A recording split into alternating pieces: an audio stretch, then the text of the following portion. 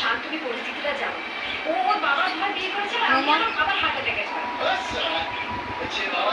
সপ্তাহে একবার করে হাজাটা হয়, তাছাড়া উপরেই চলে যাওয়া উচিত। অন্তত মরে গেলে না ওই সমস্ত প্রবলেম সলভ হয়ে যাবে। কিসের মাঝে বলছিস?